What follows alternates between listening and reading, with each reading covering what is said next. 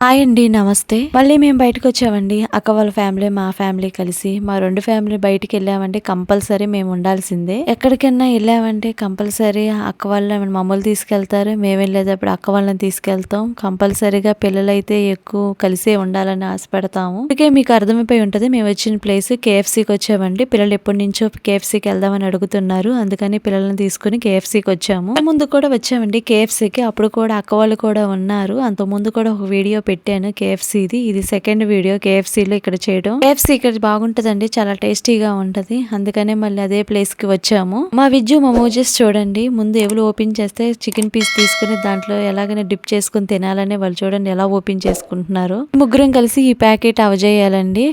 కడమ వాళ్ళు ఆ ముగ్గురు అలా తీసుకున్నారు. కేఎఫ్‌సీ చికెన్ ఏమో బాగా వేడిగా ఉందండి. మా మోజెస్ ఏమో ఆ వేడిగా ఉన్న ముందు నోట్లో పెట్టుకోవాలి కదా. ఎదురుగా ఉంటే తినకుండా ఎవరు ఉంటారు. వాడు తిని సగం పీస్ వదిలేసారు. కాలిపోయేవాడు. కూడా అప్పుడప్పుడు మనం బయటికి తీసుకొచ్చి వాళ్ళని అడిగిన ఇప్పించినప్పుడు ఆ సంతోషం వాళ్ళకే ఉంటది. ఇప్పించామని మనకు కూడా అదే సంతోషం ఉంటుంది.